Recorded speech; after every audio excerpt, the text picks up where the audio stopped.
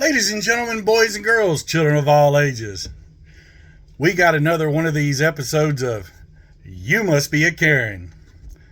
Now, I grew up with a Karen. She was my mother, and she was the ultimate Karen. She had the haircut, she had the attitude, the ultimate narcissist. But I finally found a male Karen.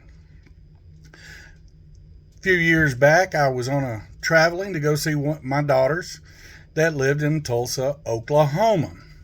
And we were pulling in on a nice, drizzly, rainy day into a QT gas station. Now, if you've ever been into a QT, it's one of my favorites. Whole wall of sodas and snacks and everything. And I was in a great mood. I just put a little bit of gas in my car and was going to traipse through the misty, rainy day. And I saw Mel Karen in his little Mazda Miata. And he was thoroughly chewing out this guy that had pulled up, parked, put gas in his car, motorcycle underneath the awning. Steadily chewing him out, saying something about, how there's cars trying to get gas and you're sitting there just getting out the rain, da-da-da, da-da-da. And I happened to be walking by. And he was running off at the mouth saying he owned that gas station. And I happened to walk up, whoa, calm down, Hoss, calm down. There's no reason for this. He's parked in one of these parking spots and I own this gas station. No, you don't. What? You telling me what I do and don't own? Yeah, I'm telling you. All QTs are corporate owned. They are not privately owned. Well, they're friends of mine. Friends of yours that own it? No, that work at corporate. That's great. He has as much right to park there as you do. I'm going to call the cops and have him arrested. No, you're not. The only person that's going to get in trouble is you, because if you call the cops, right now we've got you on disorderly conduct, terroristic threatening, and I rattle off 2 or 3 of the laws. Then he proceeded to tell me, now, Mr. Karen here, he owns a gas station. Well, then that changed. He got friends that work for corporate. No, you don't.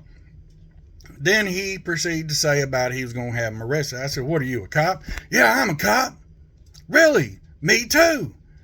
And at that point in time, I always traveled. When I traveled, I always carried my badge with me. My gun was back in the car.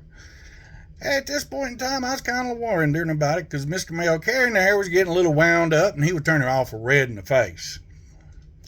I said, really? Then you must have one of these. And I reached in my pocket and pulled out my badge and showed it to him. Now, we can go ahead and call the local constables and have them show up, and I can give them a word-for-word verbatim of the terroristic threats and the fact that you're disorderly conduct. And right now, there's cars lined up behind you, so you're disrupting traffic flow. And I rattle off a bunch of stuff, and it sounded good. But Mr. Karen proceeded to change his attitude real quick when he realized he was looking at a real badge.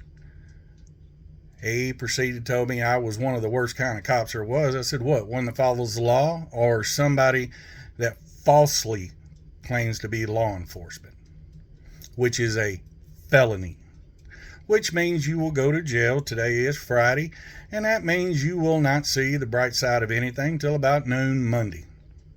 Now, do we need to go any further? F you! And he left. Now, as I walked on inside, the biker that was there, he had walked a few paces and he got himself a little giggle. He thought it was hilarious. The guy goes, are you really a cop? I'm a specialized officer. I work in the jail. I'm allowed to carry a gun, carry a badge, but I'm not exactly one that's going to pull somebody over or anything. I said, but he didn't know that. The guy got a kick out of it, and when I got back in the car, my wife got a kick out of it because she's been with me on several occasions where somebody claimed to be law enforcement, and I pulled that badge out and showed it to them. Really? Me too? We need to have a talk. And all of a sudden, they were not law enforcement.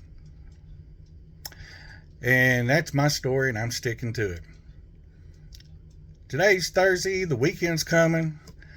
Don't add to the population. Don't take away from the population. And remember, first appearance, if you do something stupid this weekend, generally ain't till about noon or so.